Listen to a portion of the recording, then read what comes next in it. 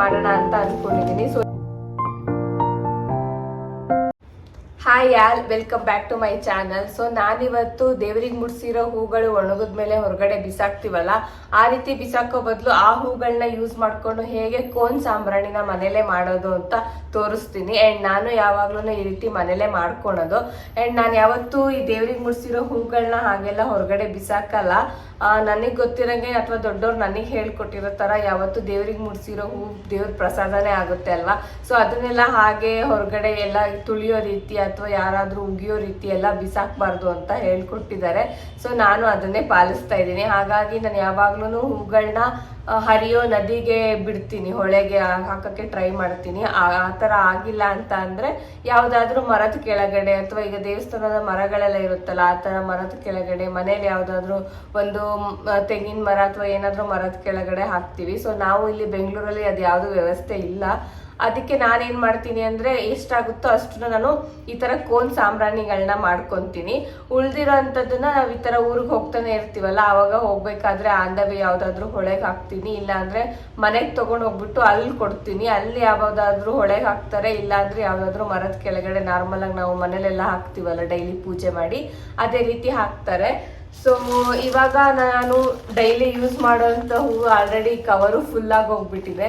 So daily ನಾವು ಪೂಜೆ ಮಾಡಿ ಹಿಂದಿನ ದಿನದ ಹೂನ ಇದೇ ತರ ನಾವು ಇದಕ್ಕೆ ಹಾಕಿಟ್ಬಿಡ್ತೀವಿ. ಈಗೆಲ್ಲ ನಾವು ಕಸಕ್ಕೆಲ್ಲ ಹೊರಗಡೆ ಬಿಸಾಕಲ್ಲ. ಸೊ ಇದು ಈ ಕವರ್ ಈಗ ಫುಲ್ ಆಗ್ಬಿಟ್ಟಿತ್ತು. ಅಂಡ್ ನೆಕ್ಸ್ಟ್ ಇವಾಗ ಹಬ್ಬಗಳೆಲ್ಲ ಬರ್ತಾ ಇದೆ ಅಲ್ವಾ, ವರಮಹಾಲಕ್ಷ್ಮಿ ಅಂಡ್ ಮಂಗಳ ಗೌರಿ ಎಲ್ಲ ಬರುತ್ತೆ ಅಲ್ವಾ. ಸೊ ನನಗೂ ಪೂಜೆ ಮಾಡೋಕ್ಕೆ ಈ ಸಾಂಬ್ರಾಣಿಗಳೆಲ್ಲ ಬೇಕಾಗುತ್ತೆ. ಸೊ ಮಾಡ್ಕೊಂಡಿರೋದು ಆಲ್ಮೋಸ್ಟ್ ಕಡಿಮೆ ಆಗಿದೆ. ಅದಕ್ಕೆ ಇದು ಹೇಗೂ ಫುಲ್ ಆಗಿತ್ತಲ್ಲ, ಅದಕ್ಕೆ ಇವತ್ತು ಸಾಂಬ್ರಾಣಿನೇ ಮಾಡೋಣ ಅಂತ ಅನ್ಕೊಂಡಿದೀನಿ. ಸೊ ಇವಾಗ ಸ್ಟಾರ್ಟ್ ಮಾಡ್ಬೇಕು. ಇದರಲ್ಲಿ ಎಲ್ಲಾ ತರ ಹೂವುಗಳು ಮಿಕ್ಸ್ ಇದೆ. ಸೊ ನಾವು ಪೂಜೆಗೆ ಒಂದೇ ತರ ಹೂ ಅಂತ ಏನು ಯೂಸ್ ಮಾಡಲ್ಲ. ಸೊ ಎಲ್ಲಾ ತರ ಹೂ ಮಿಕ್ಸ್ ಇರೋದಕ್ಕೆ ಇದನ್ನೇ ಇವಾಗ ಯೂಸ್ ಮಾಡಿ ಮಾಡ್ಬೇಕು. ನೋಡಿ ಹೆಂಗೆ ಫುಲ್ ಆಗಿ ಹೋಗ್ಬಿಟ್ಟಿದೆ. ಇದು ನೋಡಕ್ಕೆ ಚಿಕ್ಕದನ್ಸುತ್ತೆ. ಆಲ್ಮೋಸ್ಟ್ ನನ್ಗೆ ಈ ಕವರ್ ಫುಲ್ ಆಗಕ್ಕೆ ತಗೊಂಡಿರೋದು ಆಲ್ಮೋಸ್ಟ್ ಒಂದು 8 months ಅನ್ಸುತ್ತೆ. 8 ತಿಂಗಳಿಂದ ಇದು ಇಟ್ಟಿರುವಂತ ಹೂವು. ಸ್ವಲ್ಪ ಸ್ವಲ್ಪನೇ ಮುಡಿಸ್ತೀವಲ್ವಾ ಡೈಲಿ, ಹಾಗಾಗಿ ಇದಿಷ್ಟು ಕವರ್ ಫುಲ್ ಆಗಕ್ಕೆ ಒಂದು 8 ತಿಂಗಳು ಬೇಕಾಗುತ್ತೆ ನನಗೆ. ಸೊ 8 ತಿಂಗಳಿಗೆ ಒಂದ್ಸಲ ನಾನು ಆ ತರ ಕೋನ್ನ ಪ್ರಿಪೇರ್ ಮಾಡ್ಕೊಂತೀನಿ. ಇವಾಗ ಸ್ಟಾರ್ಟ್ ಮಾಡೋಣ. ಫಸ್ಟ್ ನಾನಿಲ್ಲಿ ಎಲ್ಲ ಹೂಗಳನ್ನ ನೀಟಾಗಿ ಓಪನ್ ಮಾಡಿಬಿಟ್ಟು ಒಂದು ಪೇಪರ್ ಮೇಲೆ ಹಾಕ್ತಾ ಇದ್ದೀನಿ. ಹೂ ಯಾವತ್ತು ಫುಲ್ಲು ಡ್ರೈ ಆಗಿರಬೇಕು. ನೀವು ಇವಾಗಷ್ಟೇ ಯೂಸ್ ಮಾಡಿರೋ ಹೂಗಳಿಂದ ಮಾಡಕ್ಕೆ ಹೋಗ್ತೀನಿ ಅಂದರೆ ಇದು ಆಗಲ್ಲ. ಯಾವತ್ತು ಹೂಗಳು ಫುಲ್ ಒಣಗಿದ್ರೆ ತುಂಬ ಚೆನ್ನಾಗಿ ಬರುತ್ತೆ. ಆ್ಯಂಡ್ ಪೌಡ್ರು ಅಷ್ಟೇ ತುಂಬ ಚೆನ್ನಾಗಾಗುತ್ತೆ. ಆಲ್ರೆಡಿ ನಾನು ಇಟ್ಟಿರೋ ಹೂಗಳು ಎಲ್ಲದೂ ಫುಲ್ ಒಣಗಿದೆ. ಬಟ್ ಸ್ಟಿಲ್ ನಾನು ಒಂದ್ಸತಿ ಪೇಪರ್ ಮೇಲೆ ಹಾಕ್ಬಿಟ್ಟು 1 hour ಬೇಕಾದರೆ ಹಾಗೆ ಇರೋಣ ಗಾಳಿಗೆ, ಒಂದು ಸ್ವಲ್ಪ ಚೆನ್ನಾಗಿ ಇನ್ನೂ ಡ್ರೈ ಆಗಿರಲಿ, ಪೌಡರ್ ತುಂಬ ಚೆನ್ನಾಗಾಗುತ್ತೆ ಅಂತ ಹೇಳಿಬಿಟ್ಟು ಒಂದು ಪೇಪರ್ ಮೇಲೆ ಹಾಕ್ತಾ ಇದ್ದೀನಿ. ನೀವು ಫುಲ್ ಡ್ರೈ ಮಾಡಿ ಇಟ್ಕೊಂಡಿದ್ರೆ ಬಿಸ್ಲಿಗೆ ಕೂಡ ಹಾಕಬಹುದು. ಸ್ವಲ್ಪ ಬೇಗ ಚೆನ್ನಾಗಿ ಡ್ರೈ ಆಗಬೇಕು ಅಷ್ಟೇ ನಾವು ಇದನ್ನ ಪೌಡರ್ ಮಾಡೋಕ್ಕಿಂತ ಮುಂಚೆ.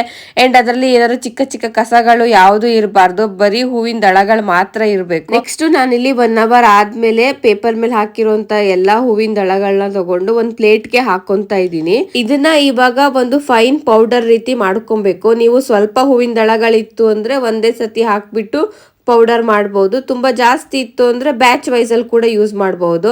ಇದಕ್ಕೆ ನಾನು ಇವಾಗ ಒಂದು 2 ಬೇ ಲೀಫ್ನ ಯೂಸ್ ಮಾಡ್ತಾ ಇದ್ದೀನಿ. ಬೇ ಲೀಫ್ ಹಾಕೋದ್ರಿಂದ ಪಲಾವ್ ಎಲೆ ಅಂತ ಹೇಳ್ತೀವಲ್ಲ, ಬಿರಿಯಾನಿಗೆಲ್ಲ ಯೂಸ್ ಮಾಡೋದು, ಅದು ಹಾಕೋದ್ರಿಂದ ಏರ್ ಪ್ಯೂರಿಫೈ ತುಂಬ ಚೆನ್ನಾಗಿ ಮಾಡುತ್ತೆ. ಮನೇಲಿ ಸೊಳ್ಳೆಗಳು ಯಾವುದು ಬರಲ್ಲ.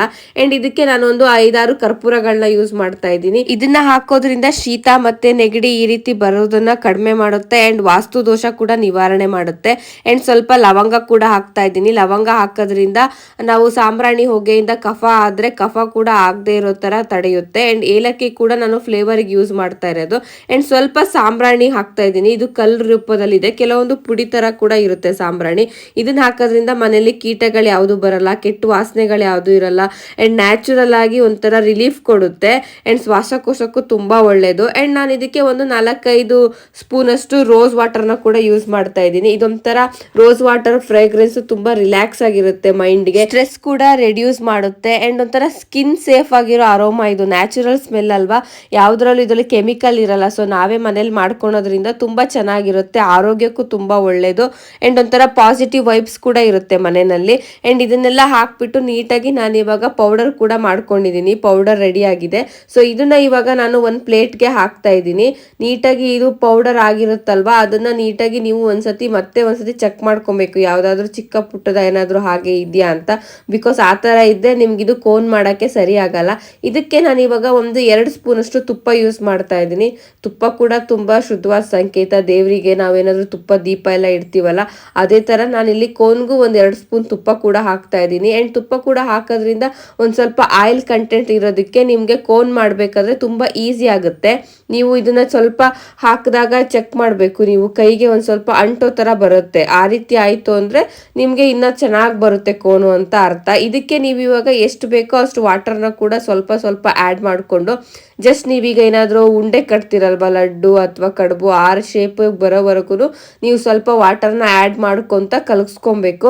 ನೀಟಾಗಿ ನಿಮಗೆ ಗೊತ್ತಾಗುತ್ತೆ ಕಲಿಸ್ಬೇಕಾದ್ರೆ ಎಷ್ಟು ವಾಟರ್ ಬೇಕಾಗುತ್ತೆ ಅಂತ. ಜಾಸ್ತಿ ತುಂಬ ವಾಟರ್ ಹಾಕಿದ್ರೂ ಕೋನ್ ಶೇಪು ನಿಮಗೆ ನೀಟಾಗಿ ಬರಲ್ಲ. ಅದಕ್ಕೆ ಸ್ವಲ್ಪ ಸ್ವಲ್ಪ ಮಧ್ಯದಲ್ಲಿ ಆ್ಯಡ್ ಮಾಡ್ಕೊತ ನೀಟಾಗಿ ನಾವು ಕಲಿಸ್ಕೊಬೇಕಾಗುತ್ತೆ. ಫುಲ್ ನಾನಿವಾಗ ಆ್ಯಡ್ ಮಾಡಿದ್ದೀನಿ ನೋಡಿ. ಇವಾಗ ನಾನು ಇದನ್ನು ಉಂಡೆ ಕಟ್ಟಿದ್ರೆ ನಾನು ಸ್ವಲ್ಪ ಹಾಕಿರೋ ತುಪ್ಪಕ್ಕೂ ಮತ್ತು ನೀರಿಗೂ ಎಲ್ಲ ಮಿಕ್ಸ್ ಆಗಿಬಿಟ್ಟು ಎಷ್ಟು ಚೆನ್ನಾಗಿ ಬರ್ತಾ ಇದೆ ಉಂಡೆ ಅಂತ. ಈ ಶೇಪಲ್ಲಿ ಬರೋವರೆಗೂ ನಾವು ನೀಟಾಗಿ ಇದನ್ನು ಮಿಕ್ಸ್ ಮಾಡಿ ಕಲಿಸ್ಕೊಬೇಕಾಗತ್ತೆ.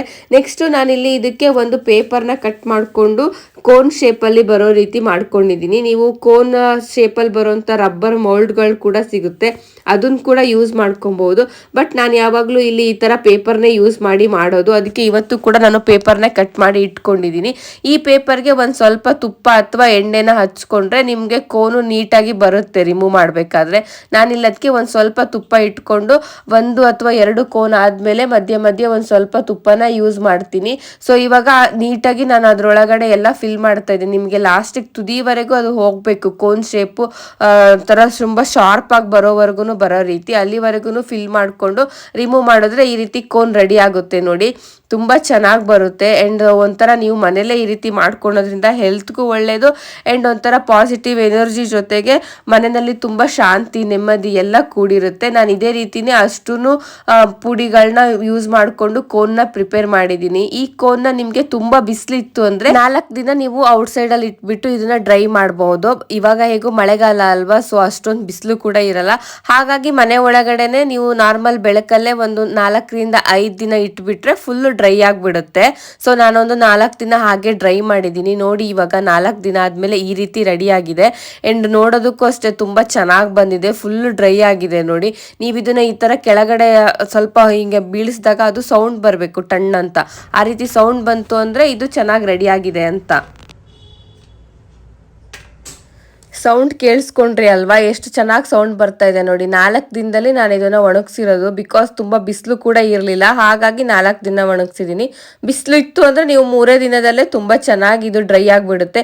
ಇವಾಗ ಇದನ್ನು ನಾನು ಹಚ್ಚಿಬಿಟ್ಟು ಕೂಡ ತೋರಿಸ್ತಾ ಇದ್ದೀನಿ ನೋಡಿ ಎಷ್ಟು ಚೆನ್ನಾಗಿ ಬರ್ತಾ ಇದೆ ಹೊಗೆ ಅಂತ. ಆ್ಯಂಡ್ ಸ್ಮೆಲ್ಲು ಕೂಡ ಅಷ್ಟೇ ಚೆನ್ನಾಗಿ ಬರ್ತಾ ಇದೆ. ಫುಲ್ ಮನೆ ತುಂಬ ಒಂಥರ ಸಾಂಬ್ರಾಣಿ ಕರ್ಪೂರ ಎಲ್ಲದೂ ಸ್ಮೆಲ್ಲು ಮಿಕ್ಸ್ ಆಗಿಬಿಟ್ಟಿದೆ. ಆ್ಯಂಡ್ ನೀವು ಇದನ್ನು ಒಂದು ದೇವ್ರ ಮುಂದೆ ಹಚ್ಚಿಟ್ಬಿಟ್ರೆ ಸಾಕು, ಅದು ಫುಲ್ ಆರೋಗೋವರೆಗೂ ತುಂಬಾ ಚೆನ್ನಾಗಿ ಸ್ಮೆಲ್ ಬರ್ತಾ ಇರುತ್ತೆ. ಅಂಡ್ ಹೊಗೆ ಕೂಡ ಮನೆಯಲ್ಲೆಲ್ಲ ಸೇರ್ಕೊಂಡಿರುತ್ತೆ. ಅಂಡ್ ಆರೋಮನು ತುಂಬಾ ಚೆನ್ನಾಗಿರುತ್ತೆ. ಅಂಡ್ ನಾವು ನ್ಯಾಚುರಲ್ ಆಗಿ ಮಾಡಿರೋದ್ರಿಂದ ಯಾವುದೇ ಕೆಮಿಕಲ್ ಕೂಡ ಇಲ್ಲ ಇದು. ಹಾಗಾಗಿ ಬಾಡಿಗೂ ಏನು ಪ್ರಾಬ್ಲಮ್ ಆಗಲ್ಲ ಈ ರೀತಿ ಹೊಗೆಗಳನ್ನ ತಗೊಳೋದ್ರಿಂದ. ಅಂಡ್ ಇದರಲ್ಲಿ ಇರೋಂಥ ಎಲ್ಲ ಐಟಮು ತುಂಬಾ ಶುದ್ಧವಾಗಿರೋ ಐಟಮೇ ಆಗಿರೋದ್ರಿಂದ ನಿಮಗೆ ಶೀತ ಕಫ ಆ ಥರ ಏನು ಪ್ರಾಬ್ಲಮ್ಮು ಆಗಲ್ಲ. ಅಂಡ್ ಮನೆಯಲ್ಲಿ ಸೊಳ್ಳೆಗಳು ಯಾವುದು ಬರಲ್ಲ. ಬೇಲೀಫ್ ಕೂಡ ಯೂಸ್ ಮಾಡಿರೋದ್ರಿಂದ ಎಷ್ಟು ಚೆನ್ನಾಗಿ ಬರ್ತಿದೆ ನೋಡಿ. ನಾನಿಲ್ಲಿ 2ನ್ನ ನಿಮಗೆ ಹಚ್ಚಿಬಿಟ್ಟು ತೋರಿಸ್ತಾ ಇದ್ದೀನಿ.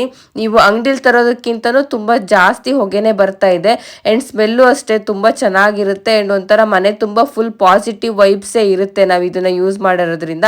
ಆ್ಯಂಡ್ ಸ್ವಲ್ಪ ಜನ ಅನ್ಕೊತಾರೆ ಸ್ಟಾರ್ಟಿಂಗ್ ಒಂದು ಸ್ವಲ್ಪ ಹೊತ್ತಿದ್ದು ಆಮೇಲೆ ಕೆಟ್ಟೋಗ್ಬಿಡುತ್ತೇನೋ ಅನ್ಕೊತಾರೆ. ಇಲ್ಲ ನೋಡಿ, ನಾನು ಫುಲ್ ಆಗೋವರೆಗೂ ತೋರಿಸಿದ್ದೀನಿ, ಇನ್ನೂ ಹೊಗೆ ಬರ್ತಾನೆ ಇದೆ. ತುಂಬ ಚೆನ್ನಾಗಾಗುತ್ತೆ. ಈ ರೀತಿ ನೀವು ಹೂಗಳನ್ನ ಯೂಸ್ ಮಾಡಿಕೊಂಡು ಮನೆಯಲ್ಲೇ ಮಾಡಿಕೊಂಡ್ರೆ ತುಂಬ ಚೆನ್ನಾಗಿರುತ್ತೆ. ಐ ಹೋಪ್ ಈ ವಿಡಿಯೋ ಸ್ವಲ್ಪ ಜನಂಗಾದರೂ ಯೂಸ್ಫುಲ್ ಆಗುತ್ತೆ ಅಂತ ಅನ್ಕೊಂಡಿದ್ದೀನಿ.